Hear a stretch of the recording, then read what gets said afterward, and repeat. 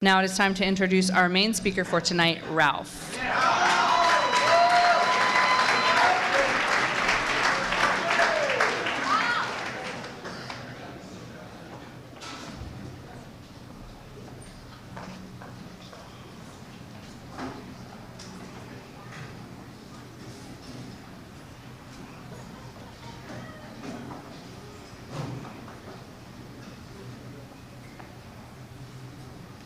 My name is Ralph White, and I'm an alcoholic. I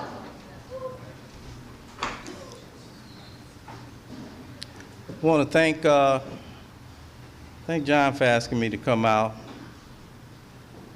Thank the group. Congratulate the birthday people.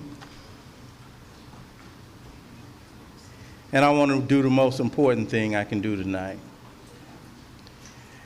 Matter of fact, that's the only thing I'm going to do tonight. It's my prerogative. I'm the speaker. I got the microphone.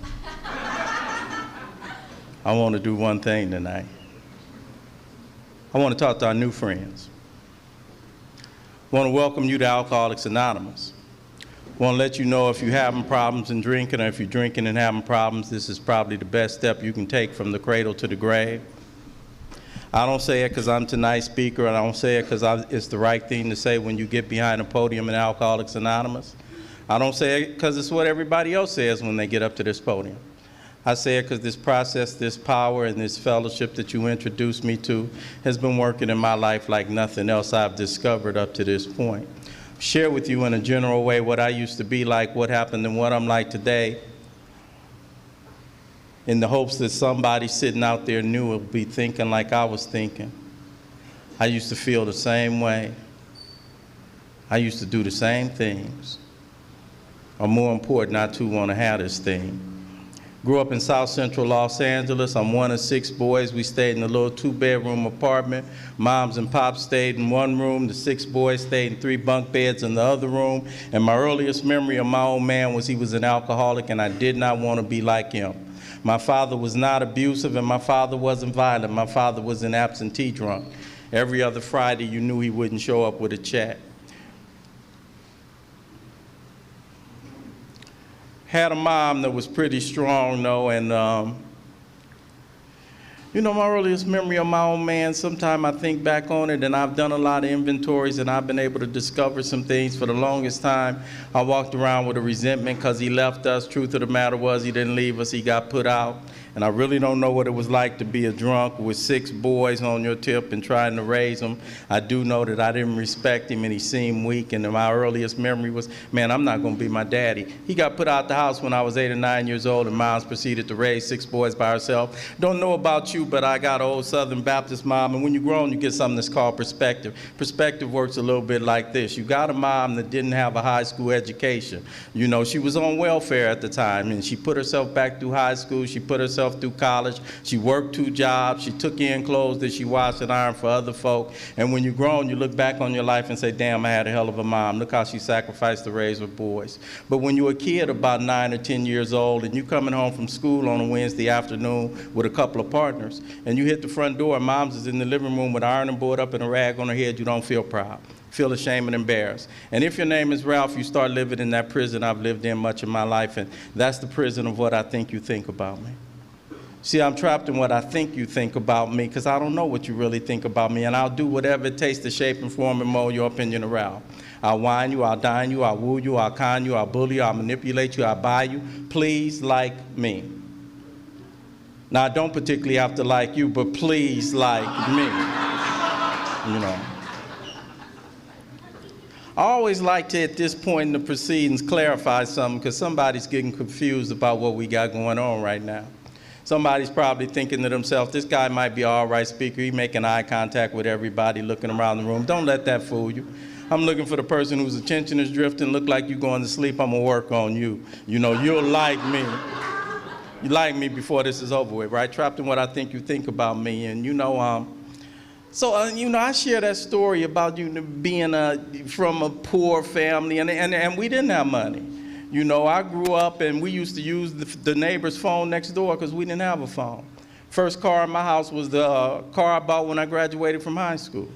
But I didn't know it. and I don't want to paint the wrong picture. I want to thank the leader tonight for sharing, for giving me a meeting. When I get up here, I know my story, and I don't always feel like I've been to a meeting. So I'm glad that I had got an opportunity to hear somebody else share their experience, strength, and hope.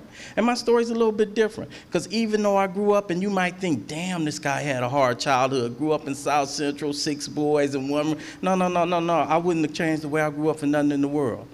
I was a happy kid. I had a real good childhood to me. Sometimes you don't know what you're missing until you get it yourself. We didn't have no money, but I really didn't pay that much attention to it. I got 5 brothers. I never knew a lonely moment. I'm the kind of kid that went to sleep in my clothes on Christmas Eve because I couldn't wait for Christmas Day to come. I didn't know that moms was making $30 or $40 stretch as her Christmas budget for 6 boys. We get some board games, Chinese checkers, dominoes, Monopoly. I might get a glove, but it would be moms would cook, and it'll be a lot of family over, and it'll be a lot of laughter in the house, and that's how I was raised. And I couldn't imagine being other than a guy growing up in South Central. We used to play in the park, and you could play football in the street. We played baseball. That was my game. And my 5 brothers, we made up, 4 of us made up the infield, and one of my brothers played left field. So, I wouldn't have changed the way I grew up for anything in the world.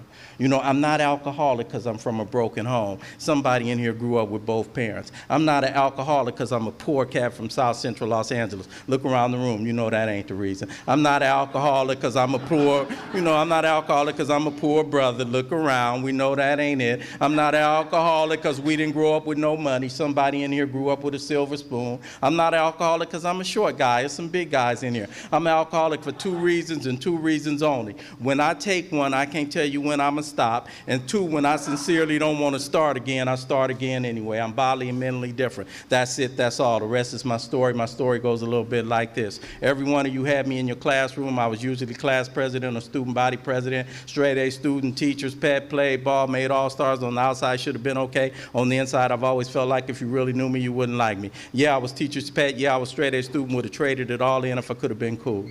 If I just could have been cool, because the cats who was cool, it was a whole lot more currency placed on cool than on smart in my neighborhood. Cats who was cool, some of you sitting in here right now, smoking cigarettes in the bathroom, shooting dice, taking quarters from guys like me that brought extra quarters, and you knew how to talk to girls. And you knew how to talk to girls. Girls were a mystery to me. The fellas, I'm the kind of guy, I always had problems with this manhood thing. And I always thought you guys had a secret to it that I didn't have. At 13 years old, cats would be standing around in a circle talking about throwing down with girls already. And I'd be mystified. I didn't know you guys were lying, but, I still, I thought later on in life, I rolled with some cats, and every guy, cats, how we roll, and in every group, there's the player, and he could go out and we'd be at a club, and he'd have baby in the corner, and he'd be talking to her, and you'd be giggling, and I'd be ear hustling because I want to know what to say to make a girl giggle, because I didn't have that in me, right? I'm a shy guy, and I'm square, but I'm a high achiever, and I'm an accomplisher, and I got dreams and goals and ambition. From an early age, I grew up in a time in this country that was a turbulent time, it was a changing time. I grew up in the 60s, and I grew up at a time when things were changing, and I was caught up in it, and I'm going to be an asset to my community. I'm going to make a change in this world, and that's how I'm rolling, and I'm achieving. I'm a high achiever. And so I grow up, and I'm not, Alcoholics Anonymous is a strange place if you knew. My home group, I got 2 of them, 9604 South Figueroa and Back to Basics in South Central Los Angeles. And when I was new, I used to go to 9604, and it's kind of hard, and it's in the hood. And I like the stories, and Alcoholics Anonymous is the first place I came where folk try to out-bottom each other, right? And so I didn't think I had a hard enough story. I'd come in and I'd listen, because I'm a late bloomer in Alcoholics Anonymous. I ain't started drinking yet, and I'm talking to you guys, I'm in high school, and I still ain't touched a drop of alcohol. I didn't see alcohol in my house. My father was alcoholic, but he drank away from home, and my mother never drank. The closest I came, some Saturday mornings, I could remember my mom in their bedroom, and she'd go up under the bed with a broom, and she'd be going under the bed, and you could hear the Ripple bottles clinking together because my old man had tried to sneak some in, and she'd take them outside in a big trash, in a big bag and throw them out in the big trash can. Closest I came. You know, so I'm growing up, and so now I'm in high school, 16 years old, never touched anything, right? 16 years old, I get a girlfriend. Now, Ralph with a girlfriend don't mean the same thing it means for some of you brothers. Ralph with a girlfriend simply means this. I ran with a crew of dudes that went with the same group of girls. One of my boys broke up with this girl. I waited a little time to pass, and I told my other boy, look, I want to go with her. He went and asked her, came back and told me, she said, yes, now I got a girlfriend, right? Ralph don't do girls, though. This is my official girlfriend. You know, I like, you know, some of you guys are from my era. Remember them old rotary phones? Youngsters, trust me, there was such a thing. You know, them old rotary phones? And you could call, and that 7th number would come around, and this is my girlfriend, right? And terror would set in, because I knew what would have to happen when she answered. You got to talk. It's the phone. I just hang up on her, right? Click, you know, this particular night. You know, and trust me, I'd had other girlfriends before, but this one actually knew she was my girlfriend, right?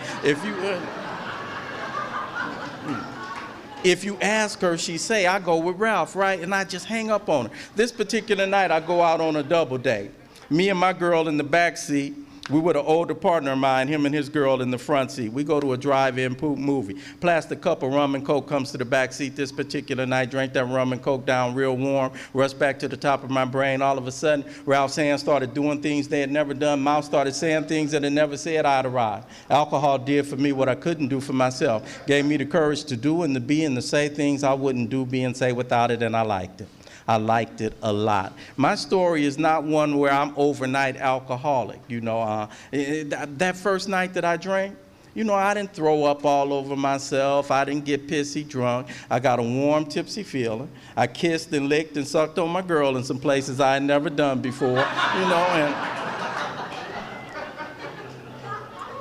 and alcohol worked for me, you know, and that's how my drinking stayed for a time. I would drink to go to parties on the weekend, you know, and my drinking, so I understand this disease being progressive in nature, you know, so I'm drinking and I'm not, you know, and that's how my drinking stayed. I graduated from high school in '71, and I graduated to higher education in every sense of the word. I started going up to this school right up the street from here, and, you know, and at that time, you know, my drinking was still on weekends. By the end of '71, I'm drinking not only during the weekend nights, but I'm drinking during the day to get ready for the party. By 1972, I'm drinking not only on weekends, but I'm drinking during the week after class. By the end of '72, I'm drinking and I'm smoking herb and I'm selling herb. By 1973, I'm drinking, I'm smoking herb, I'm selling herb, I'm doing other drugs, I'm doing it on a daily basis, and you could not have told me it was anything wrong with the way that I was living. The big book Alcoholics Anonymous talks about at a certain point in my drinking career, I won't be able to tell the true from the false. And the way that worked for me was this. In the way that I'm doing it, isn't that the way everybody does it? Why would you be young, with a bright future, with a little bit of money? You know, I was getting financial aid. Didn't chasing women and getting low to come with the territory? In those days, man, if you came over my house and I couldn't offer you something to drink or something to smoke, I wasn't being a good host. And if I went over your house and you didn't do the same for me, not only weren't you being a good host, wasn't coming over your house no more, you know? For what? We didn't have nothing to discuss. You know, me and Aaron, you know, I picked my boy Aaron up tonight, and he said, man, Ralph, what time you going to get to the house? And, you know, I said 7 o'clock, and we gave ourselves a lot of time. And I said, it's about an hour to get out to Westwood. You know, that's how I think now. In the old days, you know, that ain't the way I thought. In the old days, I'm thinking we got to come from Crenshaw to West. That's about a 2 or 3 joint trip. I used to measure time and distance by how loaded you could get from point A to point B. You know, and to our young friends, not our new friends, young friends, no disrespect, but I'm glad I grew up in the era I grew up in. I'm glad I grew up at the time that I grew up. I grew up in a time when it was free sex, free love, free drugs, free, you know, you would go to a concert, you didn't even have to know your neighbors, you just passing stuff. You know, I'm gonna go down the road for a minute, bring me back. I'm on the front end of my drinking, you know, but I'm gonna go over here and I might get lost, you know. I came to the program Alcoholics Anonymous 4 times before I came to stay. And when I came to the program before, this is the way I used to do it. I'm a good mimic and I'm a good chameleon. And I never came in here looking for anything for myself. I was looking to convince other people of something, you know. And so I'm a good mimic and I'm a good chameleon. And I would come to a meeting. I would listen to a speaker like myself up here tonight. I go to a meeting tomorrow night, make sure the speaker's not there and not too many of you guys. I repeat what he said. I would attack on and keep coming back. And I thought because I claimed it from the podium, it would be true in my experience. And I kept getting loaded, kept getting loaded, kept getting loaded. I couldn't find myself in the big book Alcoholics Anonymous, and I couldn't find myself in any of you guys' stories. There are lots of contradictions in Alcoholics Anonymous that we talk about. And when you they sound strange. Surrender to win. You don't never win by quitting. If you play ball, you don't quit. That's not what you do, And so it's a lot of stuff. And one of the other contradictions is, and it's thin lines. And we talk about comparing as opposed to identifying. And I used to compare my story instead of identifying with yours. And I would never be able to find myself in that book. I read the big book Alcoholics Anonymous, and I read Bill's story. I read, and he was an older white guy. We don't have that in common. Bill was a veteran of foreign wars. I'm a Vietnam-era draft dodger. Bill in his story talked about there had been no real infidelity. He missed me on that one too. So I saw all the differences, and I could never see the similarities. And the last time I came into this program to stay, somebody taught me how to read the big book Alcoholics Anonymous. And they said, Ralph, the same way that you read the big book Alcoholics Anonymous is the same way that you listen to our members share their stories when they get up to the podium. When you read the big book Alcoholics Anonymous and when you listen to our members share their stories, ask yourself 3 or 4 questions. Ask yourself, did I drink like he drank? Did I think like he thought? Did I feel like he felt? Or did I do what he did? And when I read Bill's story in the light of those questions, I found Ralph's story. Bill in his story talked about the drive for success was on. I'd proved to the world I was important. I'm going to school not far, I'm going to school, I'm at this major university, and I'm rolling with cats who were going to be pro athletes, captains of industry, business, and political leaders in this town, in this state, and in this country. And I'm going to be one of them too. The drive for success was on. I proved to the world I was important. I'm not going to be my daddy.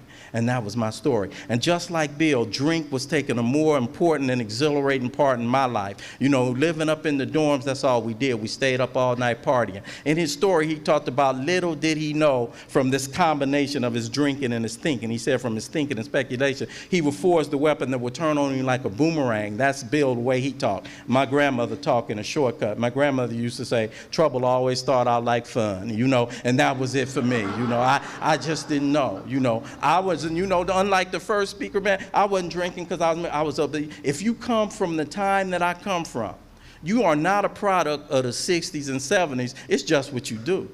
Some of you guys get to the podium and you share with precision what happened when you take that drink, that it filled this hole and it eased this knot and it took away this. I didn't, it's just what you do. It's just what you do, and that's the era I came up in, man. Wasn't no thought to it. That's just the way we rolled.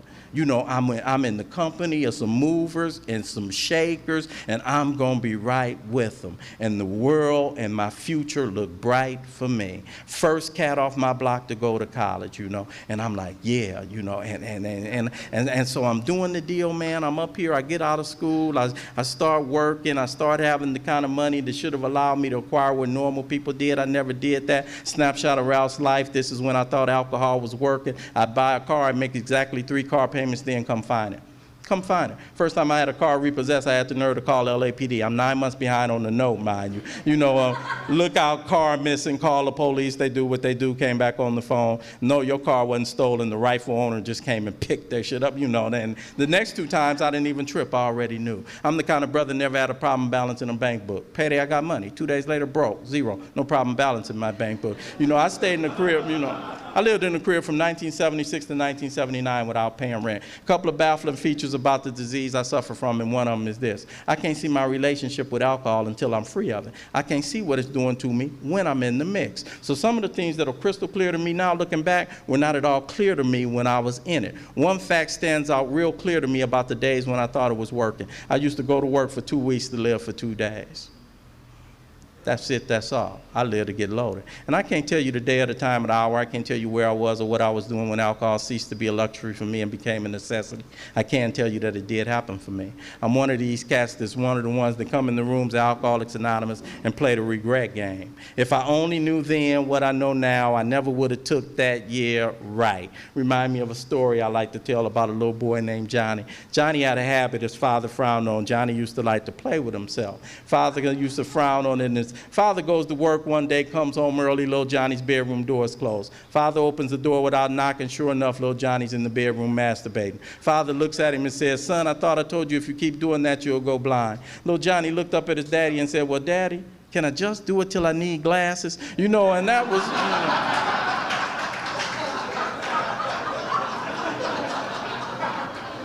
And I like that story because it reminds me of me in the life.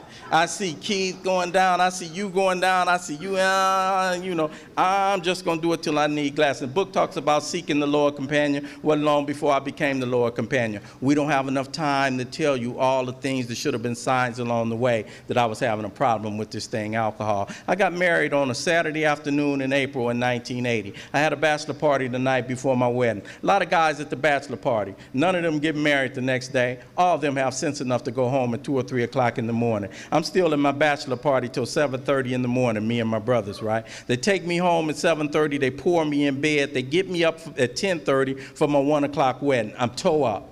I'm toe up. I'm supposed to say my own vows at this wedding, right? And all I did the night before was just laid on the bed. You know how when you're trying to hold the bed still and hold on so you don't fall out? You know, I'm in one of them moves, right? And they get me up for my 1 o'clock wedding, and I stagger in there, and my then wife-to-be looked at me, and she looked at the preacher. She said, scratch the own vows. Say the regular on his ass, right? So now my lines are cut to 2 words, and we get into the ceremony. It gets to me. I get ready to say I do. I say I and threw up. Oh.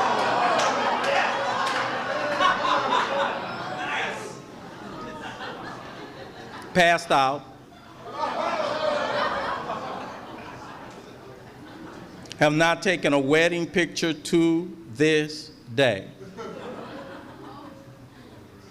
Pitiful and incomprehensible demoralization. New friends, if you're anything like me, first hit the rooms Alcoholics Anonymous. Most of the words they were using in the rooms were words I'd heard before, but the way that they use them is not the way I use them in my everyday walk-around vocabulary.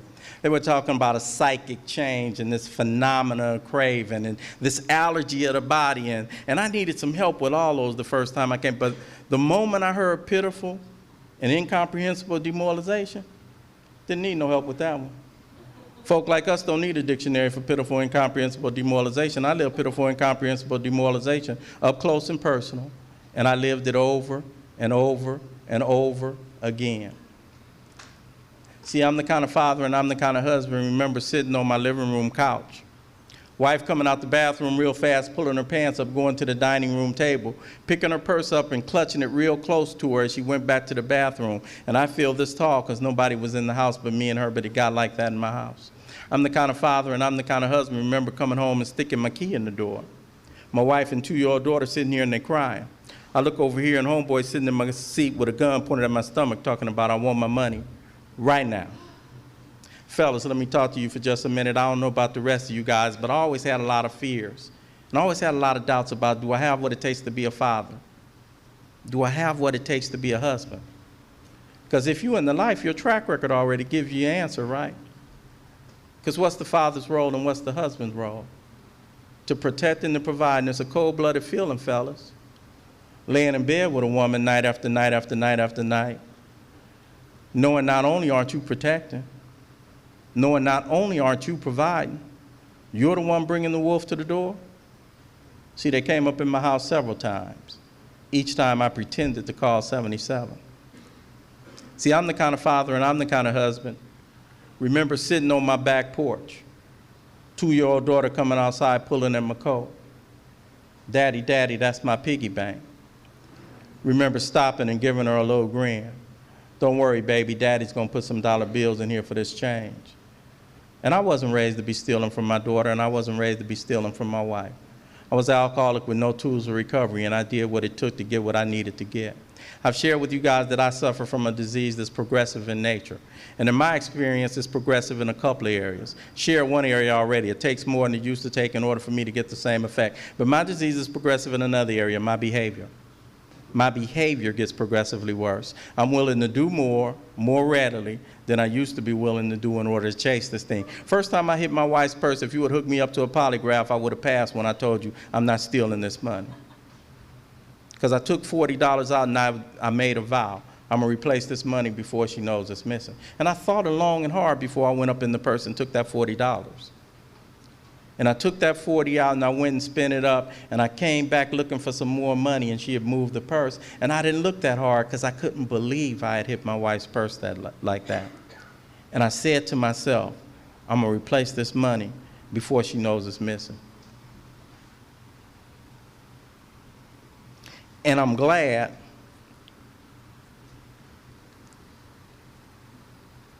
that way back in the 30s, in the 1934, a cat got sober, went in the hospital, and something happened to him. Fourth time in this hospital.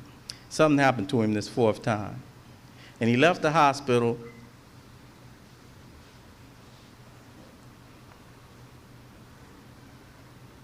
something different about him. Doctor even saw it.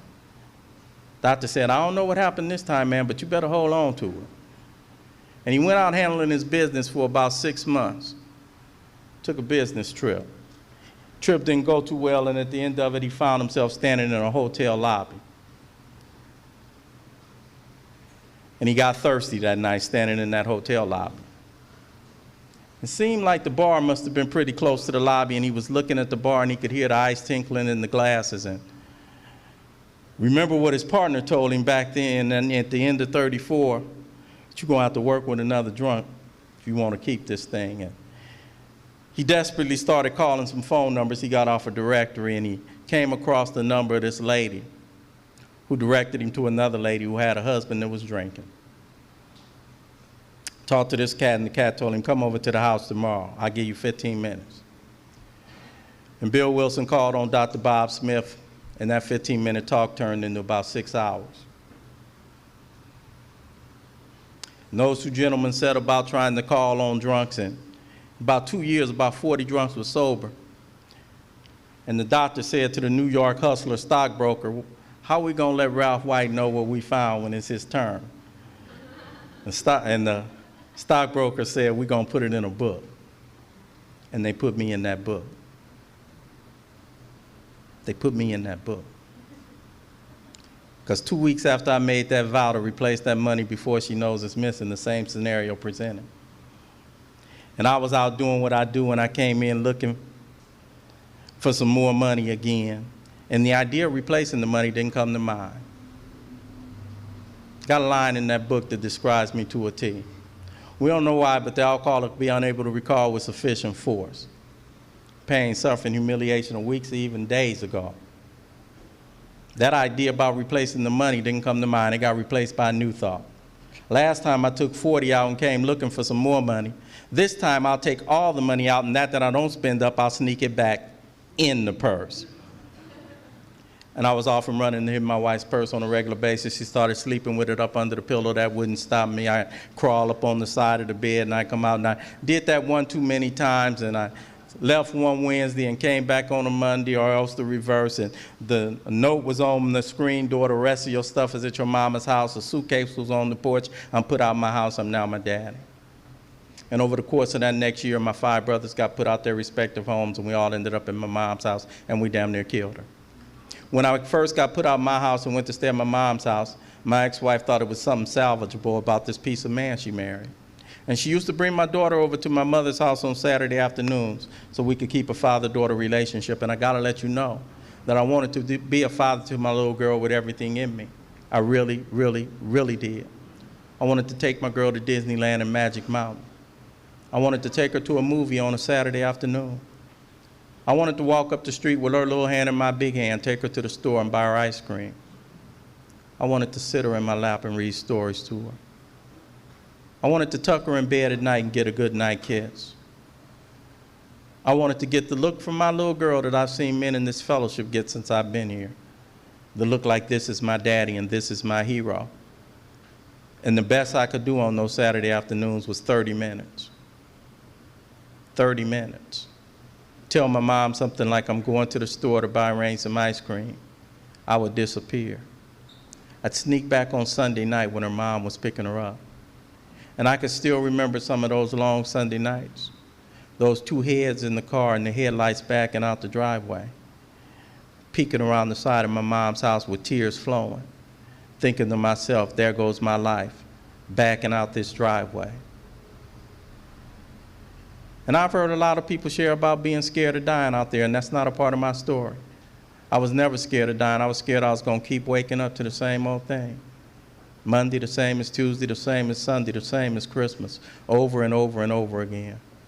And I'm so glad God don't make misery comfortable. And on October the 11th, 1986, I got miserable enough and I got tired enough that I got directed to my 4th program of recovery. I went to the Harbor Life Center on Skid Row in downtown Los Angeles. 2 days after, they took me to a meeting of Alcoholics Anonymous. And that October in 1986, I was in a real bad way. We share our stories in a general way, so you only get a rough outline. The year before I got here in 1985, I was working in management in a major utility company in their law department. Big Book talks about the alcoholic more than most folk leads a double life. And it's a cold thing when you're leading a double life. And I'm in corporate, and I'm up in management, and I'm in suits, and I'm sitting up in there, and I'm a corporate guy by day, and I'm vampire by night. And it's a cold thing when the double lives start merging and the vampire starts showing up when the corp guy is supposed to be there. You know, when the vampire starts showing up at work, it ain't pretty. And I'm showing up, and I'm in the same suit, and I think if I take a tie out, they won't take a tie off, they won't know I didn't have this suit on for 2 or 3 days. And I'm sitting in here, and I'm working in a place that's got a big glass window where supposedly I could look out on the workforce. Well, the workforce could look in on me. And when you on one of them 3 or 4 day runs and you coming back and you do that whiplash thing and look to see if everybody looking, and just like y'all, everybody is looking, oh man. Broke. The day that we got paid on Thursday, the Monday after payday, it was the longest 2 weeks trying to hustle to get to work on the bus every day for 2 weeks. Dead broke. Wife ain't giving you no more money. You done told your you done did that one too. So anyway, that October 1986, I was in a real bad way. I had not worked in over a year. And I'm one of the ones that went to a real dark place. I'm one of the ones that on a Friday night like this, you'll find me walking the streets at 3 or 4 o'clock in the morning. I'm one of those, dead man walking. I descended into that kind of underworld. And I was full of, I'll never be able to forgive myself for what I had done and what I had become. The speaker that night at that meeting of Alcoholics Anonymous was standing up in front of the group somewhat like I am tonight. And he was sharing about taking from the job, and he was sharing about taking from the family. And I remember looking at him and thinking to myself, yeah, you sharing about doing scandalous things, but you should have been doing that. I'm different. I wasn't raised that way. Y'all ain't gonna hear my business. And the speaker seemed like he knew I was in the room, you know, and was reading my mail. He dropped something on me like this. He said, if you're sitting in this room right now, you are not responsible for your disease, but you are responsible for your recovery. And you have just now tapped into a source of power much greater than yourself. And you don't have to drink and you don't have to use no matter what, provided you are willing to fulfill some conditions. And he caught my attention. And that speaker that night went on to say, this is the only club you can be a member of where the worse off you are when you get here, the better off your chances of staying. And that speaker got my attention that night. He went on to describe to me what I suffer from, that is something physically different about me, and seemed like he invited me to diagnose myself. And when I came in here that October in 1986, I was in a bad way, and I came in here with the one ingredient. I don't try to encourage newcomers. You know, I'm not the one to try to give a whole lot of hope when somebody come up in here new. I'm not the one, if you coming back to the program, telling you it take a lot of courage to stand up. That wasn't my story. It took a lot of desperation. And if you knew, I pray you desperation. It's one thing I had to bring to the table that couldn't nobody give me. Not my sponsor, not Bill Wilson, not none of the members in here. I had to bring for myself. For myself, I had to bring the willingness to the table. And you know what brings willingness to a guy like me? Ass whooping. And I came up in here with a well-whooped ass, you know. Came up in here with a well-whooper. I learned some anatomical facts about myself. Let me talk to my new friends for a moment. I learned some anatomical facts about Ralph. I learned that when that ass is raw, my mouth closes and my ears open. It's just that when my behind starts healing, my mouth starts running and my ears open. Thank God this last time I was tenderized enough, long enough, that I was able to hear the music of Alcoholics Anonymous, and they shared with me what was wrong with me. And I sat on the front row like Aaron could, and I was listening with the desperation. I was listening and taking everything personal. It seemed like that speaker was speaking directly to me. He said it's something physically different about me, and he invited me to diagnose myself. Ralph, don't take my word for it. Ask yourself, how many times did you say, I'm just going to spend 20? What happened? Whole paycheck. How many times did you say, I'm going to stop off over here at my boy's house for a minute? What happened? Whole paycheck. How many times did you say, I'm going to just go to happy hour today? What happened? Whole paycheck. Ralph, did it happen once? Did it happen twice? If your name is Ralph, every 2 weeks from 1979 to 1985, whole paycheck. My experience, not yours, not my sponsor, not Bill, not Bob. My experience abundantly confirms for me when I take one of anything, no matter where I have to go, what I have to do, who I have to see, no matter how great the wish or the necessity, my body takes over and I have to have another. Okay, Ralph, smart guy, if it's just my body, how do you explain stone sober, my car seemed to drive to the LIQ on payday? Second part of this disease, the mental obsession, and the obsession that somehow, someday, I'll be able to control and enjoy this magic potion I discovered all those many years ago. Somebody help me. Where's that coming from? Control and enjoy. Check this out. When I'm controlling, I ain't enjoying. When I'm enjoying, I damn sure ain't controlling. Why am I stuck on control and enjoy? I can't drink because of my body. I can't stop because my mind refuses to accept that fact. I'm powerless. Third part of this disease, spiritual malady. 12 and 12 describes it as a soul sickness. And in the big book, Alcoholics Anonymous, it says, Ralph, if you work on the spiritual, the mental, and the physical are straightened out. That's what we do in these rooms. Don't get scared. New friends, I know if you're anything like me, oh, damn, he getting ready to slip the G word on me, don't trip. I came in here just like that. I was made to go to church every day, every Sunday till I was 16 years old. I remember making a vow, when I turned 16, you'll never have to worry about Ralph White darkening the doors of anybody's church again. And I came into the rooms in belligerent denial. But check this out. Check this out. Alcohol is the great persuader. Tonight's speaker is not standing up here trying to persuade nobody in to stop drinking. We want you when alcohol is through with you. I'm not the one that's going to stand up here. My message ain't the message of fear. My message ain't the one that if you go back out there still kicking, that ain't the message. I share with you guys that I did some of everything. Right? And if you read between the lines, you know what some of everything means. Sometime when I was in my heyday, people used to look at me and be like, damn, Ralph, ain't you scared of overdose? I'd be like, scared of overdose? I'm scared of the deadly underdose. You better put some more,